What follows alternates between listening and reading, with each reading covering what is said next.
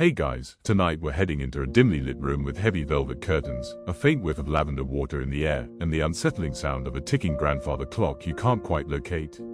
You're lying under 3 layers of wool and 1 of guilt.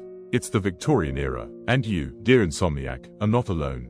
So, before you get comfortable, take a moment to like the video and subscribe, but only if you genuinely enjoy what I do here.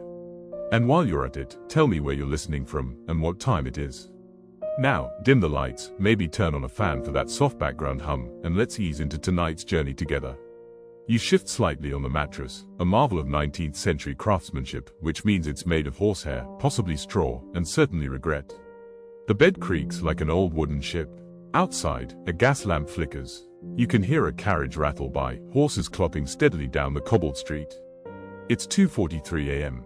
Again, you're wide awake. Again, and you're not alone. For many in the Victorian era, sleep was an elusive, fragile thing. It didn't come easily, it didn't come early, and when it did come, it often left behind a note reading, "Back soon, maybe." Sleep hygiene, melatonin, and blackout curtains were not concepts yet. What you had was gaslight, paranoia, laudanum, and a cup of lukewarm milk. Historians still argue whether insomnia was more prevalent in the 19th century or simply more tolerated. What's clear is that Victorians thought about sleep a lot. They wrote about it, fretted over it, and tried every method short of time travel to catch a full 8 hours. But let's not jump ahead. Right now, you're still lying there, blinking at the intricate wallpaper with roses that seem to move if you stare long enough. Maybe you just read something unsettling in the paper, some new serial killer in Whitechapel. Maybe the meat pie you had for supper was suspicious. Or maybe you're thinking of the Queen's husband, Prince Albert, who had a rather distracting moustache. The room is still. You try not to wake the house. The floorboards have their own opinion. They creak as you rise, wrap yourself in a shawl, and shuffle toward the sitting room. You'll try reading again. Maybe that book on colonial agricultural practices will finally do the trick. In the 1800s, insomnia was considered a respectable affliction, provided you were upper class and pale about it. The working class didn't have the luxury of lying awake philosophically. They had physical exhaustion and bad pillows. But for the refined classes, being sleepless meant you were possibly too intellectual, too sensitive, too thoughtful, or too obsessed with the weather. Your doctor might recommend a walk before bedtime, or a hot water bottle at your feet. Or, if he was particularly creative, a little dab of belladonna behind your ears. Nothing says sleep like a known hallucinogen. The truth is, most Victorian homes weren't built for sleep. Gaslights hissed all night. Fires had to be kept burning or risk freezing. Neighbors argued through thin walls. And there was always the fear that the chimney sweep would fall asleep halfway and get stuck up there again. You return to bed, sighing as you lower yourself onto the mattress with a noise best described as accordion meets dying swan. You fluff the pillow. It resists. You pull the blanket up. It's itchy. You try thinking of nothing. Your brain decides to recount all your social faux pas from the past decade. Somewhere downstairs, a clock chimes. It's 3 a.m. Time is melting. The Victorians loved timekeeping. They had clocks on every surface. Pocket watches, mantel clocks, tower bells, each ticking independently, each insisting it was the one true keeper of midnight. No wonder no one could sleep. You roll over. You try lying on your back, your side, curled like a comma, spread like a starfish. Nothing helps. Then you hear it. Soft, distant, but real. Someone's up. A candle flickers in the hallway. Maybe it's the maid. Maybe it's the ghost of insomnia past. You're not afraid, just resigned. Sleep, it seems, has taken the night off. You let your eyes close, not from tiredness, but from protest. The city hums around you. Not loudly, not angrily, but constantly. You are in the age of soot and steam, of corsets and chloroform, of formality and fragmented rest. And we're just getting started. You wake, not from sleep, but from a sort of fog. That soft, blurry middle ground between dreams and duty, where time ceases to be a number and becomes a suggestion. The candle you lit earlier has melted into a misshapen stub. The room smells faintly of wax and something else, musty velvet and disappointment. Victorians, it turns out, didn't always expect to sleep through the night. In fact, they often didn't even try. Instead of one solid block of slumber, many people of the 19th century followed a rhythm known now as segmented sleep. The concept: you sleep for a few hours, your first sleep, wake up for a spell in the middle of the night, and then return to bed for your second sleep. It was so common that no one found it odd to, say, light a fire and write a letter at 2:15 a.m. There are even diaries that mention the waking hour, which sounds more like a horror film than a lifestyle choice. But for Victorians, this middle-of-the-night pause was a time for introspection, prayer, reading, or sometimes, let's be honest, eating a cold meat pie in your nightgown. Historians still argue whether segmented sleep was natural or just the result of really bad mattresses. But evidence suggests it wasn't seen as a problem, just a different kind of night. You rise again. The fire has nearly gone out, the embers glowing faintly in the hearth like the last crumbs of sunlight. The clock ticks on. You swear it gets louder when you notice it. Your body is neither rested nor exhausted. It's in limbo. You brew something called sleeping tea, which consists of chamomile, rosehip, valerian root, and a pinch of cinnamon. It tastes like wet flowers and bitterness. But you drink it anyway, because that's what the leaflet said to do. There were entire books in the Victorian era written about the proper approach to sleeping. One suggested that anyone awake past 11 p.m. risked moral decay. Another declared that only those with weak constitutions failed to rest properly, and they should try sleeping with a Bible under their pillow. Some doctors recommended wearing loose clothing to bed, nightshirts, mostly, while others warned against any clothing at all, claiming it would trap the soul. You try not to think about that one. Outside, the city doesn't sleep either. Gas lamps hiss like snakes along the alleyways. Somewhere, a cat screeches at a rival or an apparition. The air is still but not silent. It carries layers of sound, distant hooves, a wind brushing the shutters, the slow drip of water from a leaking pipe you swear wasn't there yesterday. You hear another person moving in the house. A floorboard groans. It could be someone else experiencing the waking hour, or just someone looking for biscuits. In wealthier households, this in-between time was often when people would write letters or journal. One noblewoman even kept a dream desk beside her bed to immediately record any strange visions. Her dreams usually featured being chased by large birds or finding herself inexplicably married to her cousin's cousin. This was also the hour when the mind, unfettered by daytime social performance, wandered. People contemplated eternity, feared death, remembered lost loves, or wondered if the new gas stove would ever stop smelling like sulfur. Some Victorians used this time to pray. Others, more pragmatic, used it to finish half-read novels. And a few, bless them, simply went outside. Into the fog, into the night, to walk. Yes, night walking was a thing. Quiet strolls through empty streets, cloaked figures drifting like ghosts. One man claimed he had his best ideas around 3:20 a.m., usually while trying not to trip over stray dogs. You sit now by the window, sipping your tepid tea. Across the street, you see a small flicker, another soul with a candle. Another member of the Wide Awake Club. There's something oddly comforting about it. You're not alone in your sleeplessness. You're part of a centuries-old ritual. The night interlude, the sacred intermission, the bit between dreams. Eventually, you feel it. Not all at once, but gradually. A heaviness, a softness, a mental unraveling like thread loosening from a spool. You tiptoe back to bed, wrap the blankets tighter this time. You close your eyes, not expecting to fall asleep, but hoping. Sleep, when it comes, isn't a plunge but a slide. And as you drift off, you wonder what your second sleep will bring. A dream, a solution to a problem, another cold biscuit, only time, and the next floorboard creak, will tell. The dream is a strange one, something about a dinner party where everyone's wearing hats made of bread and speaking in Morse code. You wake up halfway through someone buttering a top hat. Classic. It's just past 5 in the morning now. Your second sleep was deeper, more satisfying, but still oddly fragile, like glass left too close to a fire. You stretch under the covers. The room is chilly again, your nose the only exposed part of you willing to negotiate with the air. Somewhere, far off, a rooster begins its daily one-bird opera. But let's rewind. Why was Victorian sleep so light, so scattered, so unpredictable? Let's start with noise. You might imagine that 19th century cities were quieter than our modern ones. No car horns, no buzzing phones, no upstairs neighbors running a laundry service at midnight. But in truth, Victorian streets were loud. Exceptionally so. Carts with iron-rimmed wheels clattered over stone. Milkmen shouted their presence at ungodly hours. Dogs howled. Church bells rang with the enthusiasm of unpaid interns. And most of all, clocks. So many clocks. In the average Victorian household, clocks were more than just timekeepers. They were statements of taste, morality, and punctuality. The more clocks, the more civilized you were. Or so they believed. One in the hall, one in the kitchen, a decorative one on the mantel that ticked just slightly off tempo from the one in the bedroom. And let's not forget the grandfather clock, Solomon towering, chiming the hours with the subtlety of a cannon blast. Historians still debate whether Victorians genuinely needed this many timepieces or were just collectively haunted by a fear of being late to things. Either way, the result was a nightly cacophony of tick tick tick.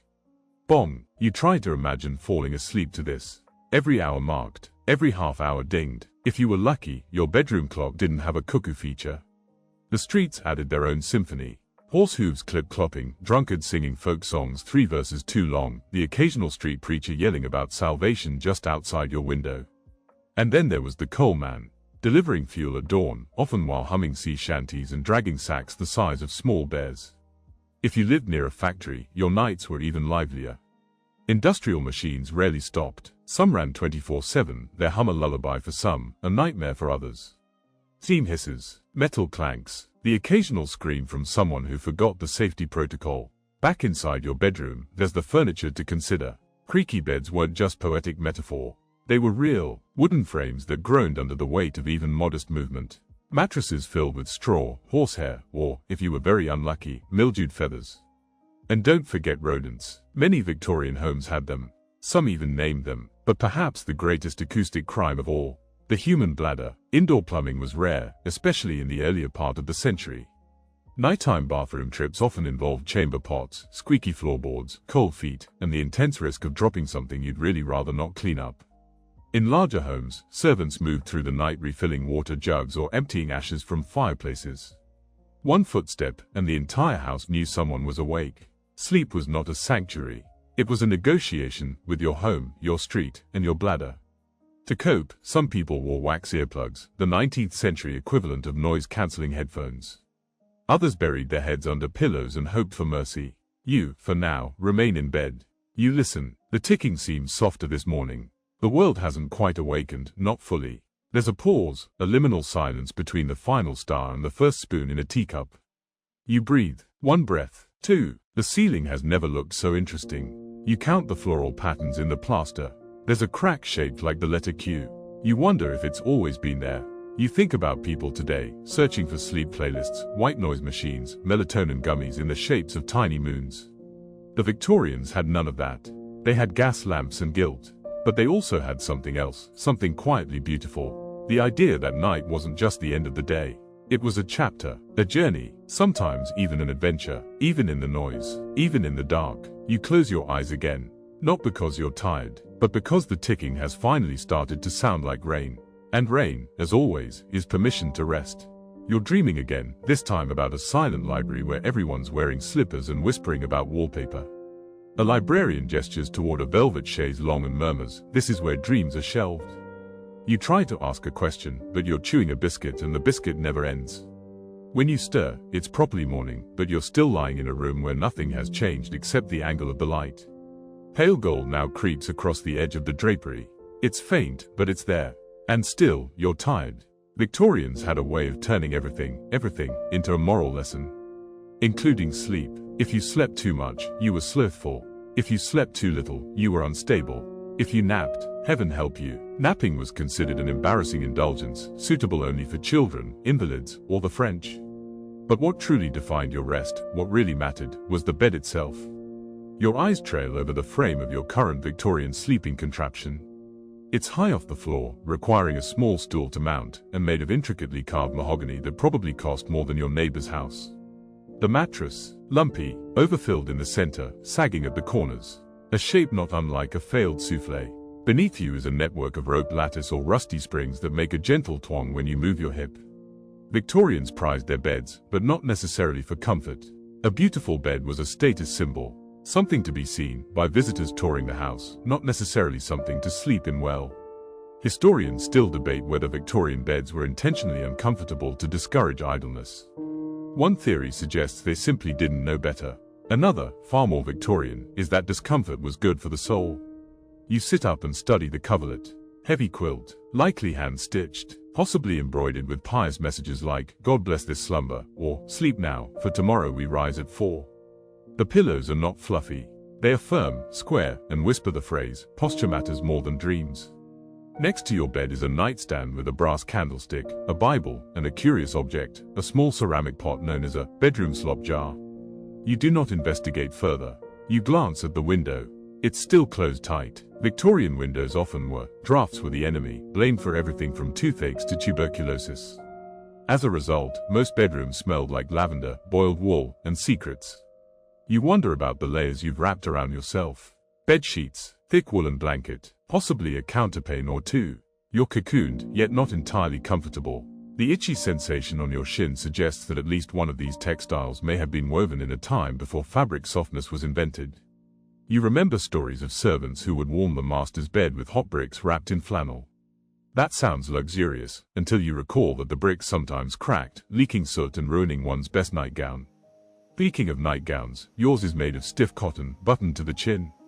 It's functional, protective, and aggressively unflattering. Perfect. You reach for the carafe of water on the bedside table. It tastes faintly of metal and lime.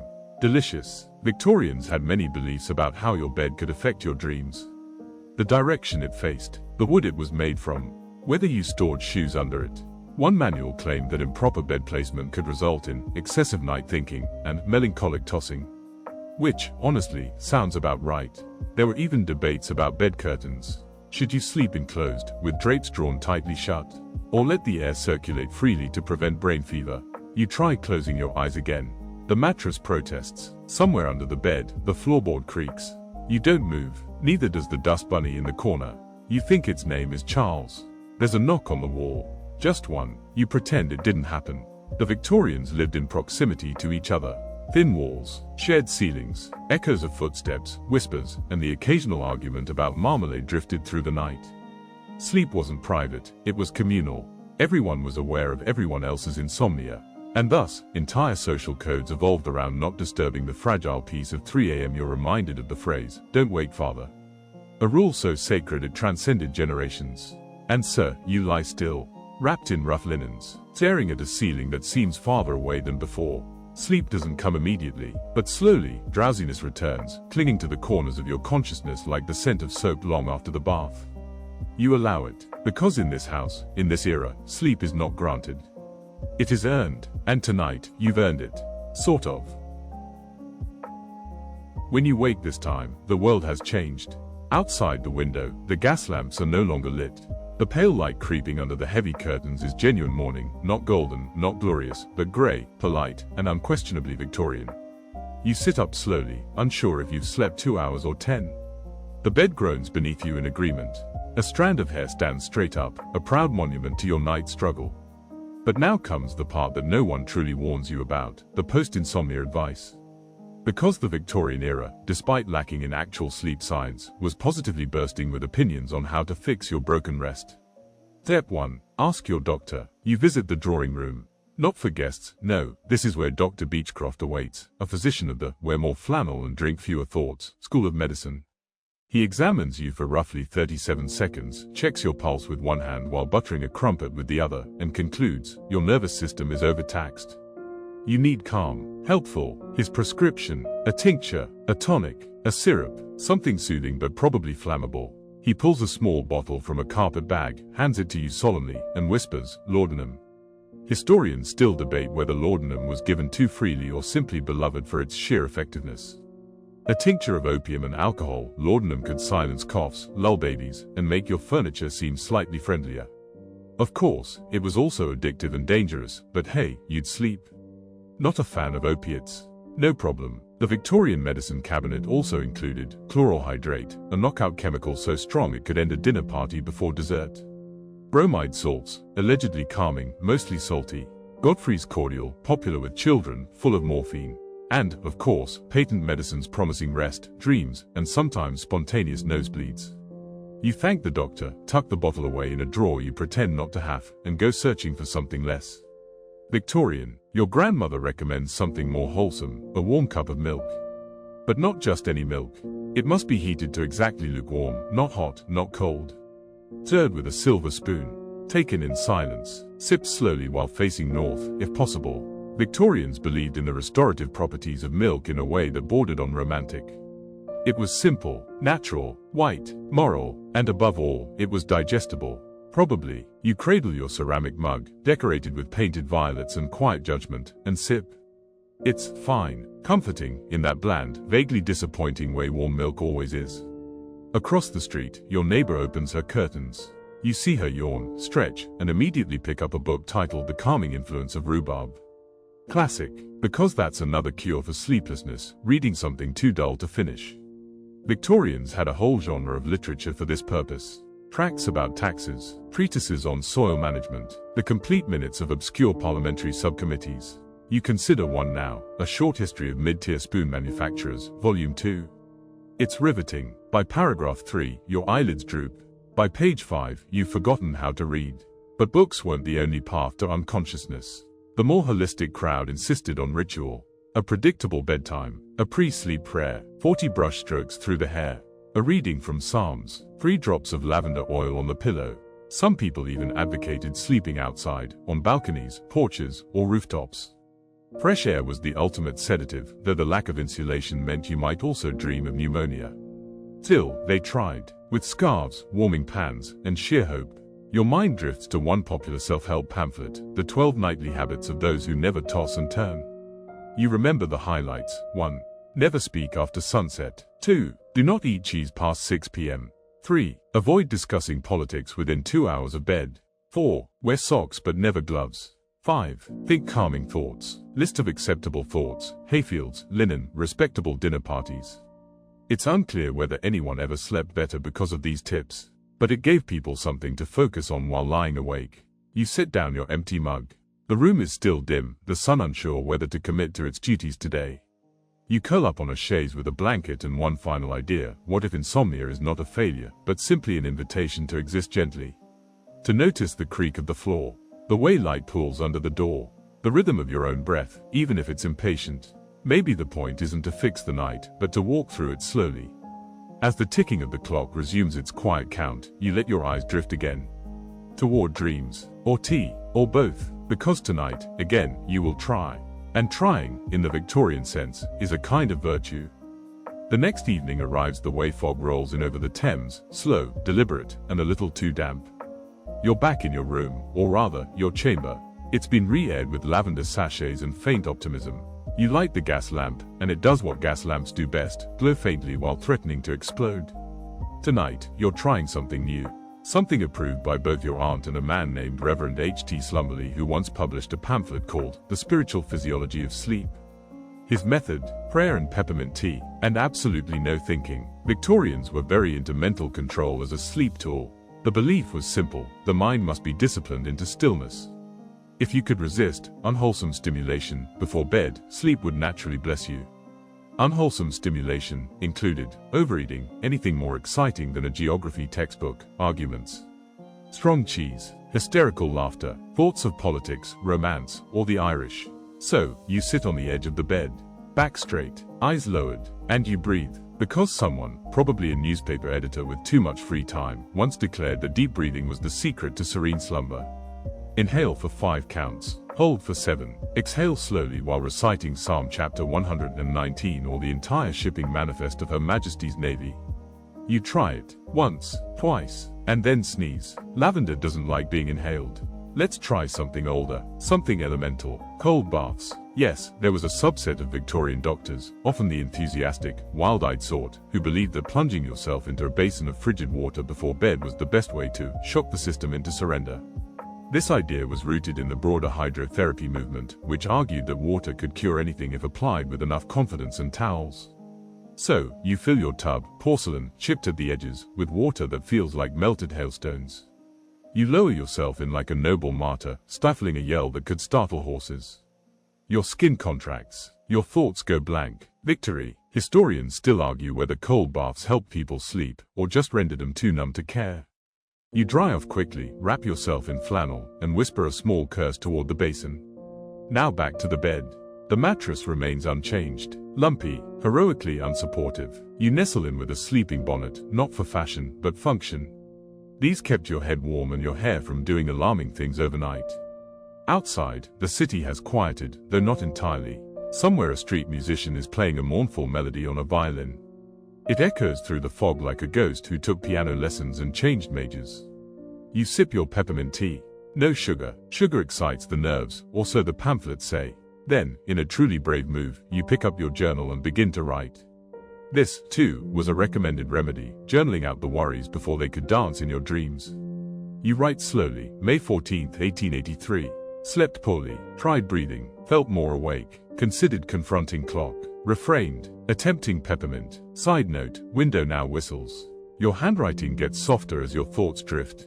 One entry from an actual Victorian sleep journal reads, woke at 2:34. Believed I was a spider.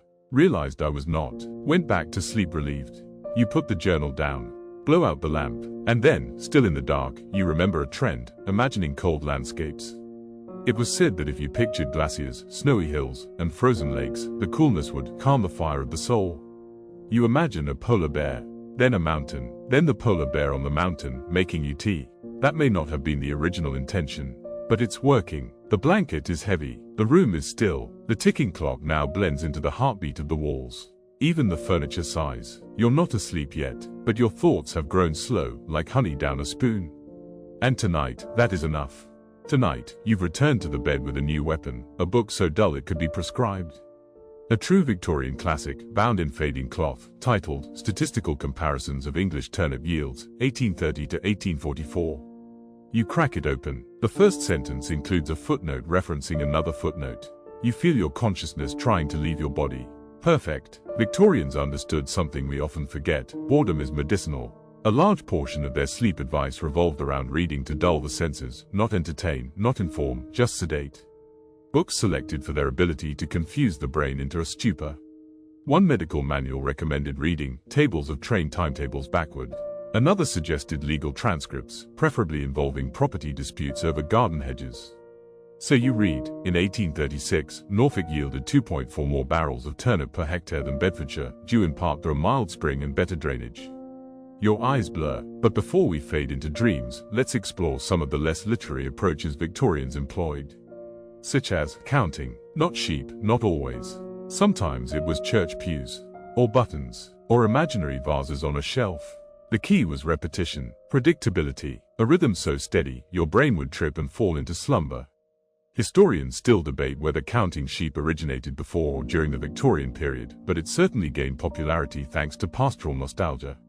Sheep were calm, fluffy, oblivious to taxes, everything the Victorian mind aspired to at 2 a.m. You lie back, begin the count. 1 sheep leaps gently over a fence. 2 sheep, a little awkward, lands sideways. 3 sheep, wears a monocle. You blink, the technique starts to falter. So you try another. Visualization.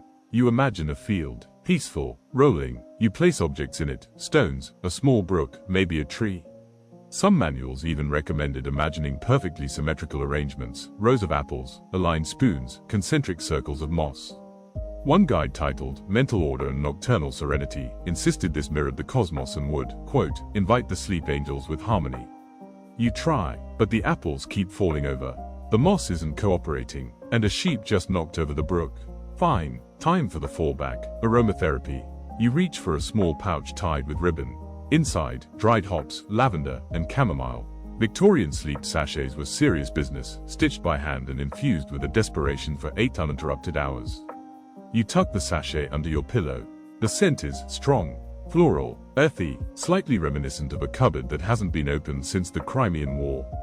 But it's doing something. The air feels thicker, somehow. Softer. The room starts to shrink, not in size, but in urgency. Outside, the wind presses against the window panes. Not howling, just exhaling. You pull the blanket tighter. Your thoughts drift again, this time toward ritual. Many Victorians had elaborate pre-sleep routines. Bathing the feet, winding the clocks, touching each bedpost in sequence while muttering affirmations like, let no harm befall me, or good dreams in, bad dreams out. One nobleman reportedly spun in a circle counterclockwise 3 times before bed to unwind the tension of the day. Another insisted on tapping the left side of his bed frame exactly 7 times. Superstition, absolutely, but also structure, comfort through control. You glance around your room, mentally tick off your own rituals. Tea, check. Journal, check. Socks on, check. Socks off, also check. Confusing but somehow helpful. You open the book again. Turnip yields await. By 1841, a general decline in turnip volume was noted in the Midlands, attributed to overplowing and moral laxity. You're done. Your body gives a soft signal, barely a whisper, that it's ready. Eyes closing not from exhaustion, but invitation. You sink. The page slides from your hand. The sheep stop mid-jump. The apples realign. The moss approves. You don't sleep hard, but you sleep, Victorian style, which is to say, eventually, and awkwardly, but with effort, intention, and a sachet under your head. Morning doesn't arrive so much as accumulate. One golden sliver at a time through the gaps in the curtains. Somewhere in the house, a kettle hisses to life. You blink at the ceiling, unsure whether it's Tuesday or the far end of a dream.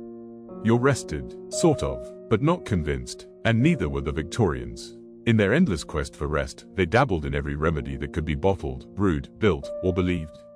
Some were harmless, others less so. Let's begin with the nervous tonics.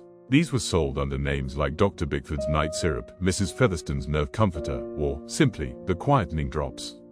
Their ingredients ranged from the innocent, chamomile, rosewater, lemon balm, to the wildly alarming, opium, cocaine, mercury, and occasionally, soot. One tonic was so strong it came with a velvet pouch to faint into after taking it. Historians still argue whether the public actually believed these concoctions worked, or if they just liked the feeling of floating above their own pillows. But what's clear is that the packaging was spectacular. Elegant glass bottles, embossed labels, promises like, removes all night thoughts, and mutes the inner critic. You imagine your own bottle now. Midnight blue, labeled, sleepy by design, for the melancholic but hopeful. You'd buy it. Next to the tonics came the gadgets. Yes, Victorians loved mechanical solutions, and sleep was no exception. Enter the sleep engine. One version involved a crank-powered cradle for adults. Another featured a pillow filled with sand that slowly tilted your head over time, convincing your brain you were on a boat. There were also weighted blankets, though they were simply called sewing accidents, and beds mounted on wheels so you could be gently rocked by your butler. Assuming your butler was available and not emotionally unavailable. And then, there were electrical therapies. With the rise of fascination in magnetism and static currents, some inventors marketed items like the somnambulator coil, a device worn on the head that allegedly aligned your etheric waveforms with the divine pulse. In reality, it made your hair stand on end and probably attracted cats. But the prize for most creatively chaotic remedy, that goes to sleep mirrors. One enthusiast claimed that if you gazed into a mirror by candlelight and whispered your worries aloud, the mirror would draw the unrest from your mind. This was usually followed by an eerie silence and occasionally a startled shriek if the reflection blinked at the wrong moment. And yet, despite all this, some people found their cure in something much simpler: silence. Total silence, not just in sound, but in stimulation. Hence the rise of the silent sleep chambers. Certain homes, especially those of philosophers, poets, and eccentric widows, featured a sleep room used solely for rest. No books, no clocks, no paintings, just pale walls, soft flooring, and one very obedient candle. You imagine yourself now in one of these rooms. No ticking, no rustling, only the sound of your own breath curling like ribbon into the hush. And then, inevitably, your brain speaks. It asks if you left the fire burning, if you responded to Aunt Margaret's letter. If owls have knees, you sigh. Even the silence needs practice. But there's hope. One overlooked Victorian trick: routine. Not just what you do before bed, but when you do it. Same cup of tea, same 3 pages of a boring book, same 5 minutes staring at the mantel. Night after night. Routine wasn't glamorous, but it was steady, gentle, like a hand patting your shoulder and saying, it's okay to rest now. You lie back, eyes closed, body still. You think of all those who came before you, tossing in their candlelit rooms, sipping foul tonics, counting sheep in nightshirts buttoned to the chin. They tried, and so do you. Because sleep is not a race. It's not a reward, it's a rhythm. And tonight, even if the gadgets fail and the tea is cold, you'll keep moving toward it. Step by soft, sleepy step. Tonight's ritual begins early, not out of exhaustion, but because the weather has turned. A fine mist curls against the windows, and every sound outside seems to echo: carriage wheels, a dog's bark, even the distant clang of someone's dinner bell. It's the kind of weather that seems designed to invite insomnia. You light a fire, more for the crackle than the heat. Then pour yourself a mug of warm barley water. Yes, barley water, a favorite among Victorian sleep seekers. It's bland, slightly nutty, and, according to some pamphlets, encourages the liver to dream. You sip. It tastes like damp toast. But you persist. Because tonight, you're trying a regimen suggested by one Dr. Cornelius Featherstone, the Restful 9. A 9-step bedtime process so elaborate, it took longer to complete than most naps. Here's what it required. 1. Remove shoes slowly, in silence. 2. Brush hair 100 times, alternating hands. 3. Sing a lullaby, not for yourself, but to soothe the bed. 4. Recite a poem about clouds. 5. Face east, always east. 6. Apply rosewater to the temples. 7. Wrap hands in soft cloth to stifle mischief. 8. Whisper a single good thought to the ceiling. 9. Lie down, count backward from 249. You do not complete the list. Somewhere between whispering to the ceiling and wrapping your hands, you get distracted by the smell of burnt rosewater. Victorians were nothing if not creative in their pursuit of slumber. While most methods emphasized routine and stillness, others leaned toward the dramatic. One gentleman insisted on placing a slice of raw potato under his pillow. Why? To draw the day's troubles downward, he wrote. Another kept a small jar of cotton soaked in mint oil beside the bed and sniffed it whenever a bad dream tried to land. Still another would reverse his sleeping position, feet on pillow, head at footboard, claiming that it confused the nocturnal spirits. Historians are still unclear whether this helped or just caused chronic neck pain. You lie back now, wondering if any of this ever worked. And yet, you can't help but admire the effort, the sheer intentionality behind each odd little ritual. The Victorian world was busy, often grim, full of clamor and coal dust. But at night, people carved out space, however strange, for gentleness, for silence, for slow attempts at restoration. You pull the blanket up. The room is quiet save for the fire, now whispering instead of crackling. Somewhere beyond the walls, a neighbor sneezes, then curses softly. You try a simpler technique, imagining weight. A blanket of clouds pressing you gently into the mattress. Each part of your body growing heavier, like sand settling in a jar. Your fingers relax, your eyelids hover, then, something new. A breeze, faint but real. It slips through the window frame, cool and unexpected. The kind of breeze that rustles curtains and old memories. You let it in, because some Victorians believed that fresh air carried dreams. In fact, a few even slept with windows open year-round, bundled like mummies under wool, breathing in the soot-sweet air of London or York or Bath. It was called air-bathing, which sounds refreshing, until it's February. You imagine yourself in such a bed, 3 blankets high, your nose the only exposed feature, a brave little flag in the cold. The breeze stirs the candle's flame. Shadows stretch, then settle. You close your eyes and think of fog rolling over cobblestones, of gaslight halos, of carriages fading into distance. You think of quiet. You think of sleep, not as a destination, but as a companion, finally catching up to you after a long day. And when you drift this time, it's gentle. Not a fall, not a slip, but a slow turning of the page. One chapter ends, another waits in the dark. It's late now, late even by Victorian standards. The fire has gone out, leaving only the occasional pop of a settling coal. The air has cooled, the curtains have stopped swaying. The house has begun its slow surrender to stillness. And still, you're awake. There's a moment in every insomniac's night when the brain whispers, not angrily but almost affectionately, let's think about everything. And so you do. Victorian insomniacs knew this moment well. They called it the watchful hour, that stretch of pre-dawn where the body begs for rest but the mind hosts a dinner party of doubts. You turn over. The mattress responds with a whimper. Your pillow, once promising, has flattened into a polite suggestion. You stare at the ceiling, where shadows have begun to suggest personalities. Let's distract the mind, Victorian style. One of the more curious beliefs at the time was that the bedroom itself could cause insomnia. Not just the bed, or the noise, but the soul of the room. This led to an architectural and spiritual trend, bedroom diagnosis. If you couldn't sleep, it must be the wallpaper, or the direction the bed faced, or perhaps a cursed mirror. Maybe your room faced true north, or worse, was once used by someone who read French novels. People hired sleep harmonists, early interior designers with a penchant for mysticism. They'd walk through a room waving lavender bundles, insisting that the tea is sour, or the linens are arrogant. Historians still debate whether any of these adjustments helped, but Victorians reported better rest simply from the act of trying. You, too, try. You adjust the pillow, you fluff the blanket, you rearrange your legs into a formation resembling a thoughtful pretzel, and still, the mind talks. So you sit up and do what so many Victorians did when sleep wouldn't come. You listen to the walls, the wind, the gentle knock of a shutter. There's something reassuring about these noises. They are constant, they are old, they do not require response. It was believed in some Victorian circles that sleeplessness was not a condition, but a calling. That those who couldn't sleep were meant to witness the night. Poets wrote of it, philosophers praised it. There's a quiet dignity, they claimed, in being awake when others dream.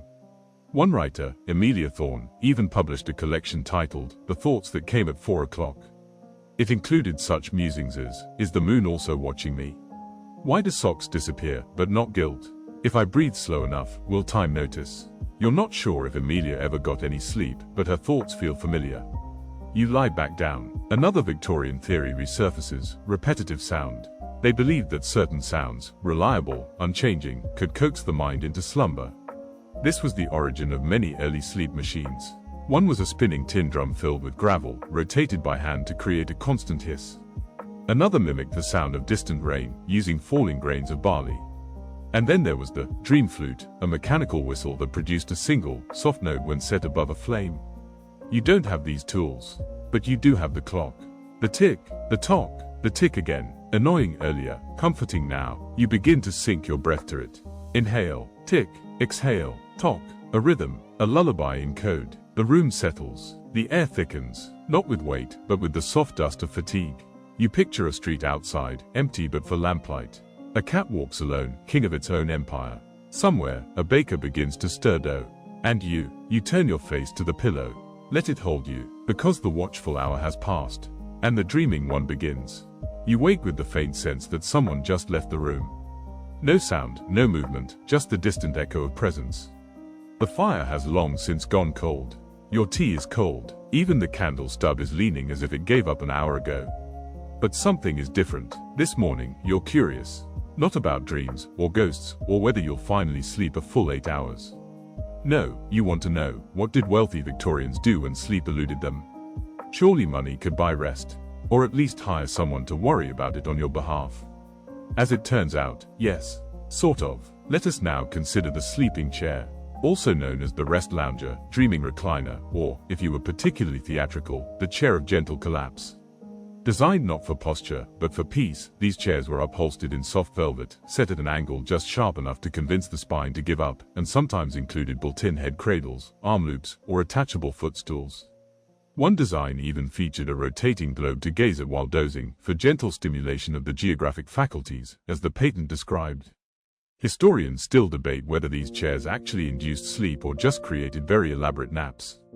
But they were considered so effective that some wealthy homes replaced entire guest beds with them, calling it a sleep nook for the refined visitor.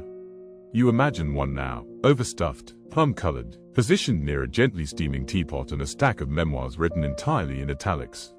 Victorians believed that positioning was everything. You didn't just sit in a sleep chair. You reclined purposefully, head slightly tilted, arms resting loosely, blanket folded precisely 3 times over the lap. One woman's journal details how she trained her butler to adjust the angle of her chair every 30 minutes based on lunar phases. You assume the butler eventually left the profession. Beyond chairs, the truly dedicated turned to sleep chambers designed for rest only. These rooms had no clocks, no mirrors, no books, just one very well-made bed, layers of curtains, and possibly a harp somewhere in the distance. You consider your own room in comparison. The ticking clock, the leaning candle, the loose floorboard that squeaks when no one is near it. Perhaps not ideal. And sir, tonight, you try something radical. You leave the bed entirely. You drag your heaviest quilt into the sitting room and arrange it on the chaise. The seat is narrow, the cushion stiff. But somehow, the change of scenery feels fresh. Like sleep might not recognize you here and sneak up quietly. Because that was another Victorian theory, misdirect your insomnia. If the bedroom knows you're trying too hard, it resists. But if you casually recline elsewhere, tea in hand, slippers on, you might accidentally fall asleep while pretending not to care. It's psychological, subtle, possibly nonsense. But tonight, it's working. The quilt is warm, the chair sighs as you shift. You light a single lamp across the room, too far to read by, just bright enough to stop the shadows from getting ideas. You close your eyes, and then, without thinking, you begin to rock. Not wildly, not enough to spill the tea. Just a slow, creaking back and forth. Back and forth. It's not a bed, but it's a rhythm. And rhythm, the Victorians believed, was half of sleep.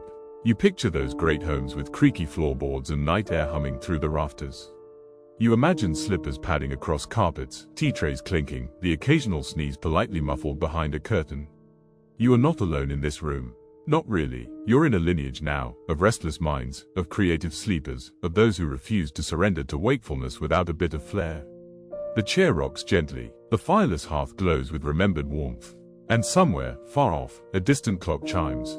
It's after midnight again. You're back in bed, or at least near it, having migrated from the chair to the chaise to the floor and finally returned to the mattress like a weary explorer who's circled the globe only to rediscover the comforts of home. But tonight, you're thinking about the most luxurious kind of Victorian rest, the choreographed, assisted sleep of the elite. Because if you were wealthy enough, you didn't just go to sleep. You were prepared for sleep by others. Enter the concept of sleep in shifts, an aristocratic nighttime ballet involving servants, tea, and respectful silence. Picture this: a butler draws the bath at precisely 8:45 p.m. A maid warms the bedpan. The governess reads a calming passage from Pilgrim's Progress. The lady of the house sips a cordial while reclining at a perfect 23-degree angle. This was not sleep. This was ceremony. And once the primary sleep began, it didn't stay uninterrupted. In some houses, the night was divided into 3 distinct acts. 1. First sleep, the main slumber, typically from 9:30 p.m. to 1:30 a.m. 2. The watch hour, wakefulness, tea, journaling, or prayer. 3. Second sleep, a return to bed around 2:30 a.m. for lighter, dreamier rest. And sometimes even a 4th segment for the most committed, a nap extension, just before dawn, often accompanied by a second pillow fluffing and a few lines of whispered Shakespeare. Historians still argue whether this approach was healthy or just indulgent. But for the Victorians, it offered a sense of structure, an architecture to the night. You imagine yourself in such a household. A bell rings gently to indicate the watch hour has begun. You rise, greeted by your manservant Jenkins, who probably hates this job, and are offered a spoonful of brandied cordial, just enough to warm the chest but not enough to ruin the liver. Then you're led to the sleep parlor. Yes, some homes had these, a room filled with dim candlelight, heavy drapes, and a chaise for reclining while thinking gently. You do not speak. You simply exist, wrapped in wool and vague aristocratic discontent. And when the second bell rings, you're escorted back to bed. Perhaps Jenkins mutters a sleepy poem as he closes the door. You try something similar now. No servants, no cordials, but you rise. You light a single candle. You pour warm water into a bowl, splash your face. You write a line in your journal: "Tonight I am tired in a good way." The kind of tired that feels earned, not endured. You close the book. The pen rolls slightly, then stops. You glance at your slippers. One is tilted toward the door, the other pointed in, like they've had a disagreement. You smile. Victorians believed in observing small rituals as a way to honor the transition from day to night. Not just hygiene, not just obligation, but reverence. Brushing one's hair 36 times. Warming the towel before it touches your face. Turning the lamp off with 2 fingers instead of 1. All these gestures told the body, it's time. You blow out the candle. The room darkens, but the bed feels more forgiving now. The sheets less itchy. The pillow, somehow, more agreeable. And you realize something simple, something Victorian thinkers hinted at but rarely said aloud. Sometimes, sleep doesn't come when you demand it. It comes when you make peace with the wakefulness. When you stop fighting the night, and instead, sit beside it. Not as an enemy, but as a companion. You pull the blanket higher. You whisper a wish to no one in particular. You close your eyes, not to force sleep, but to welcome it. And slowly, silently, it begins. The dream this time is soft and strange. You're floating through a hallway made of feathers, every footstep silent, every door labeled with the name of a feeling: contentment, mild regret, soup. You reach for the handle marked sleep, but your hand passes through it like mist. You wake with that familiar sense of having been somewhere important, though the destination is already dissolving. But you're not disappointed, because now you remember the next Victorian sleep theory: dream control. Yes, long before lucid dreaming became the buzzword of sleep-deprived bloggers and app developers, Victorian thinkers were already trying to chart the cartography of the sleeping mind. They believed dreams could be shaped, not just experienced, but composed. One technique involved placing an object under your pillow, something symbolic: a sprig of rosemary, a key, a page torn from a favorite book. This, it was believed, could steer the dream in a desired direction. Tonight, you try it with a small ribbon you've had since childhood. You place it gently beneath your pillow and close your eyes, half expecting to wake up on a giant ribbon-shaped cloud attended by talking hedgehogs in waistcoats. Other methods were more elaborate. One Victorian dream theorist suggested falling asleep while listening to music, preferably something slow, minor key, and suitably foggy in tone. This, they claimed, would induce a dreamscape of emotionally textured topography. Historians still argue whether this method worked or just guaranteed you'd wake up with a song stuck in your head. But you give it a try anyway. You hum a quiet melody, something almost forgotten, the kind of tune you'd hear from a music box in a dusty attic. The room seems to hush around you. Some Victorians even believed that writing down a phrase and placing it under the bed would plant a seed in your dream. One woman claimed she met her deceased uncle this way, though he was inexplicably selling turnips in the dream and refused to explain why. You consider writing something now, but settle for repeating a simple phrase aloud. I am not lost. I am just elsewhere. You close your eyes again. The wind outside picks up, gently tugging at the edges of the house. A shutter rattles. The sound is oddly comforting. There's a kind of magic to this moment, the space between waking and sleeping, where the brain grows quiet, but not empty. Where your thoughts become fluid, like watercolor. And it's in this space the Victorians truly thrived. They didn't just endure sleeplessness. They documented it. Entire journals were filled with dream reports, dreamed of walking into church barefoot. Scandalous. Encountered a goose that spoke fluent Greek. Fell off a cliff into a ballroom. Landed gracefully. But dream control wasn't just for amusement, it had purpose. It was used to solve problems. To rehearse social situations. To revisit old griefs and try them on again under a new light. You lie still now, letting your mind drift. You imagine a hallway again, this time lined with velvet drapes and flickering candle sconces. A place made not of logic, but memory dressed in costume. Victorians believed dreams were messages. But from whom? The soul, the stomach, God? No one knew. Some insisted they came from within. Others, that they were whispered by unseen forces, spirits, angels, the restless thoughts of others drifting through the city like smoke. You don't know where yours come from, but you welcome them, because even the strangest dream holds something familiar, a face, a smell, a moment you thought was lost. And in that familiarity, you find rest. Your breath slows. The house creaks politely, as if saying, I'll keep watch now. You let go, and dream, maybe, of clouds made of linen and time that doesn't count. You're awake again, but it's not the startled kind of wakefulness. No gasp, no racing pulse. Just a gentle resurfacing, like being pulled up by a soft ribbon tied to your chest. The room is dark, but it's a kind darkness, wrapped around you like an old coat. Outside, the wind has died down. The silence is so complete you can hear the faint ticking of your heartbeat in your ears. And it reminds you of the final frontier for Victorian sleep seekers, sleep education. Yes, in the waning decades of the 19th century, sleep was no longer just a private matter, it became a discipline to be studied, practiced, and, ideally, perfected. Enter the sleep school. Not an institution in the modern sense, but a movement, lectures, manuals, retreats, dedicated to the art of drifting off. Advocates argued that insomnia could be unlearned like bad posture or improper cutlery use. One of the most famous of these self-appointed sleep mentors was Dr. Jonathan P. Vespers, author of The Sleep Primer, Gentle Guidance for the Weary. His teachings included the correct way to lie down, a 7-step process involving shoulder alignment and proper toe direction, the doctrine of involuntary relaxation, how to breathe without thinking about it too much, his most controversial theory, that no one should sleep in the same position twice in a week.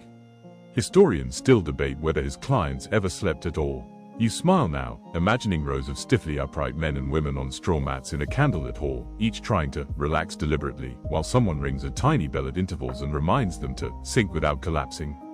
But people attended, because something about trying to sleep better gave them hope, even if the method seemed absurd.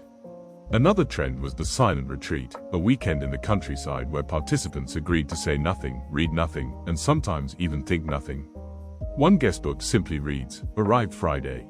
Thought about cheese, said nothing, slept poorly, would recommend. You consider the appeal. Silence, stillness, no expectations. You try your own version now. You turn off every clock. You blow out the candle. You move your pillow slightly, not because it helps, but because it feels like progress. You lie flat, eyes closed, arms by your side like a sleeping knight.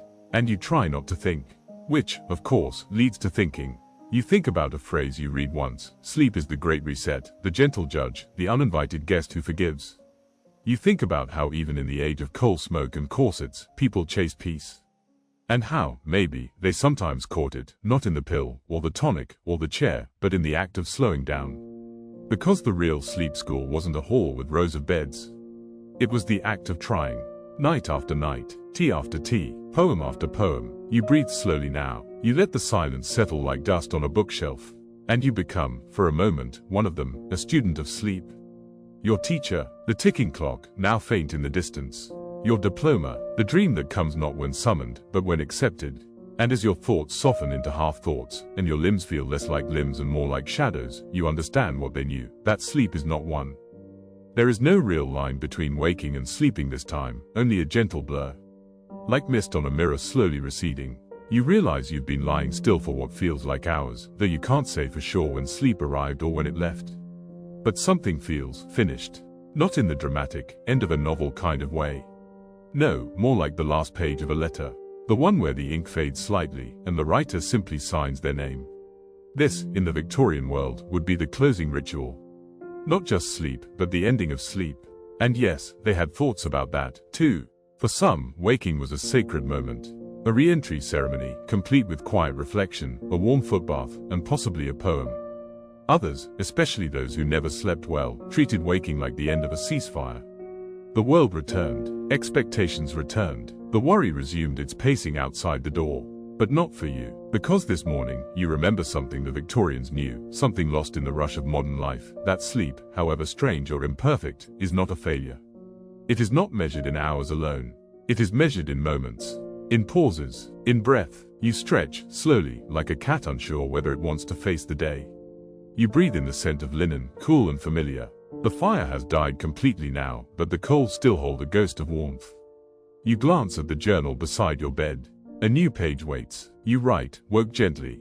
Dreamed of fog. No ghosts. A calm night. That's enough. Because you now carry with you a quiet kind of victory, not because you conquered the night, but because you coexisted with it.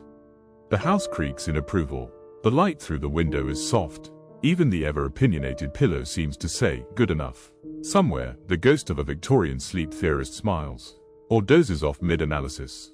And now, at last, you can let go. Let go of the ticking. Let go of the perfect technique. Let go of the need for the night to be productive or poetic or profound. It was simply yours, just as sleep will be again tomorrow. Or the next day, or whenever it decides to return. Because rest is patient, it waits for you, and it forgives you every time. Now the room is still. The kind of still that only comes after you've told all your stories, and the lamp's glow has given up asking for attention.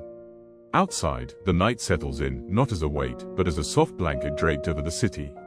The windows reflect only faint outlines. The fire is a memory. The ticking clock is quieter now, not because it's stopped, but because you've stopped needing it to tell you anything. You've traveled far, but not in distance. You've wandered through velvet-curtained bedrooms, sipped sleep tonics with too much brandy, counted sheep with monocles, and watched fog roll in over cobblestone streets. You've met insomniacs with embroidered sleep bonnets and poets who scribbled verses at 3 a.m. with ink-stained hands. You've seen that even the strangest, silliest methods of rest come from one thing, the yearning to be at peace. To drift, to pause. So rest now. You don't need to try anymore. The night understands. It forgives your thoughts, your wakefulness, your sideways pillow. It says, sleep when you can, dream when you wish, and know that this moment, right here, is enough. Let the breath slow, let the limbs soften, let your mind rest, not in silence, but in softness. And as your body begins to forget the shape of tension, the story closes, not with a bang, but with a hush. The lists are done, the ghosts are quiet, the wind has nothing left to say. And the night is yours.